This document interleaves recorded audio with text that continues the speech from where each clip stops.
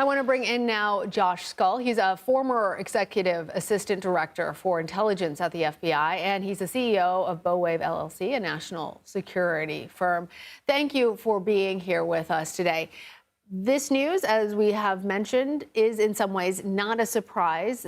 It is, however, breaking news, and it was far from certain. What is your initial response at hearing that Chris Wray has decided to resign? I'm more surprised at the timing than anything else. I mean, Director Wray has been very resilient in his position, very fair, very non-political, in my opinion.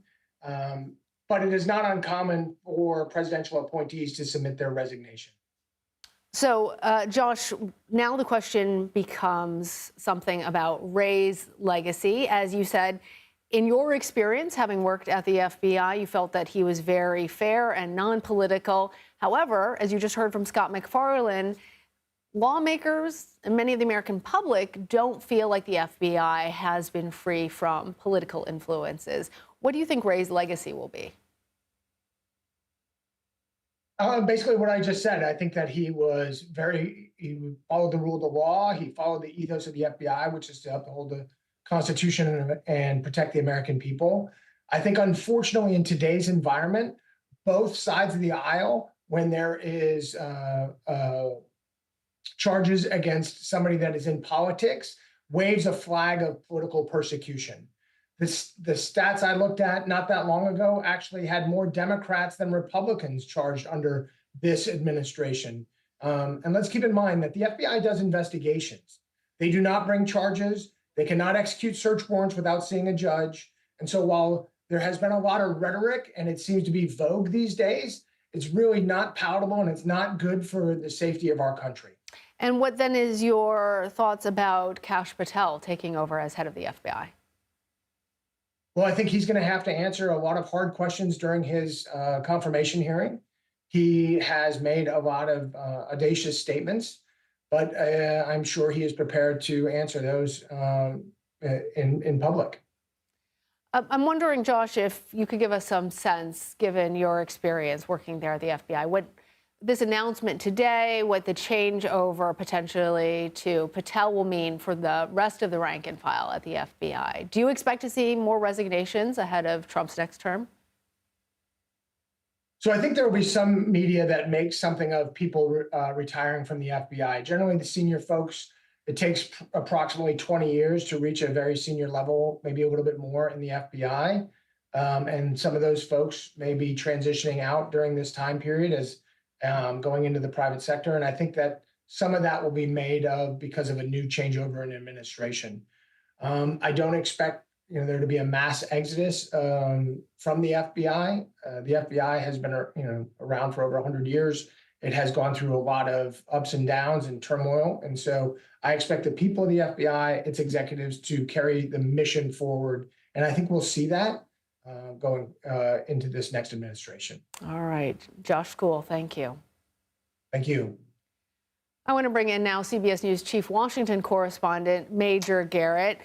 Major, this news means that in both of the beginnings of the Trump administration, he is starting with a new director of the FBI, even though Chris Wray was the guy that he had tapped to replace James Comey. Yep. What are your top line thoughts?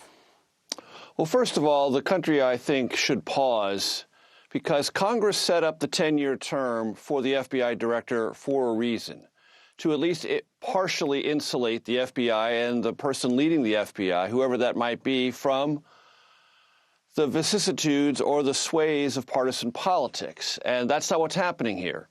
Chris Wray, as Scott McFarlane said just a few moments ago, has until 2027 under that 10-year service allotment to be FBI director. He's stepping down because he knows the incoming president has already identified his replacement.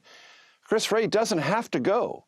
He could wait this out and force President Trump, upon taking the oath of office, to fire him and explain to the American public why he's firing the FBI director. Chris Wray has decided to take the more politically accommodating choice of doing that work for the incoming president, meaning he is taking political signals from an election. That's precisely what Congress wanted the FBI director not to do. So I think we should pause on that for a moment. And to this larger question, Lana, about politics in the FBI, please, let's not kid ourselves. Under J. Edgar Hoover, the FBI became an incredibly powerful institution. Why? Because J. Edgar Hoover made sure to have as much information on everyone in politics, including the President of the United States, and use it in political ways to the FBI's aggregated benefit. There's a long history that anyone can read books about this, do any quick internet searches. The FBI has tried since the J. Edgar Hoover era to try to be less obviously political. And as our previous guest just mentioned, it does lots of investigations and only executes search warrants. Let's talk about the one that is in the Trump world is most objectionable, the search warrants executed at Mar-a-Lago. Those didn't happen because the FBI invented the idea of executing a search warrant at Mar-a-Lago. The Justice Department tried to negotiate with former President Trump over the documents there, couldn't get it resolved, spent months and months trying to do that, went before a judge. A judge said, yes, this is a problem. It possibly violates the law. Here's a search warrant. FBI, go execute it. The FBI did nothing on its own in that case, yet it became vilified within the Trump world for doing what a judge instructed the FBI to do in consultation with the law and the Justice Department. So accusations of politicized FBI don't necessarily mean it is, but have become part of the characterization of the FBI and certainly of Christopher Wray, even though, as you accurately said, he was once ago President Trump's choice to lead the Bureau. No longer. Major, I'm so glad that you brought the FBI back to its historical foundation with J. Edgar Hoover, because the building, the legacy of Hoover lives on in many ways, and the idea that it was always free and above board from politics doesn't reconcile itself with what we know to be historically true. Right. But that said, there was a long period after Hoover's very long term in heading up the FBI, in which we saw an FBI that felt less political. Right. How did that transition happen? Where FBI directors tried to say, we're not J. Edgar Hoover. Right. We're not going to be that bad old thing that the FBI became. We'll take all the power that the FBI accumulated under J. Edgar Hoover's watch, but we're not going to be as muscular. We're not going to have as many sharp elbows. We're not going to warn people about all the things we know about them and try to intimidate them in the way Hoover did. And now we're looking at Kash Patel potentially taking on the head of this agency that has the potential to not only have so much influence, but also to wield that power in ways that may not be for the best benefit of people in this country. What has Patel said about how he wants to run the agency?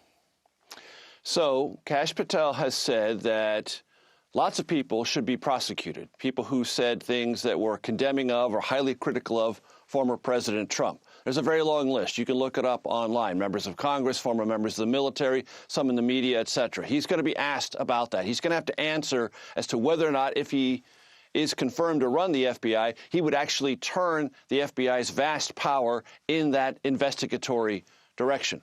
Kash Patel, however, and this is important, is also an interesting figure in the Crossfire Hurricane investigation about potential Russian collusion between candidate Trump and Russia in the 2016 election. He was working for the House Intelligence Committee for Devin Nunes and basically unearthed information that made it clear that some of the FBI tactics in that investigation violated FBI procedures and norms and might have violated the law. Those things were denounced as fanciful when Kash Patel first brought them to the surface under the aegis of the head of the Intelligence Committee on the House side, Devin Nunes. They were then vindicated by a thorough investigation of the Inspector General into some of those FBI tactics, specifically related to warrants on a couple of members of the incoming Trump administration.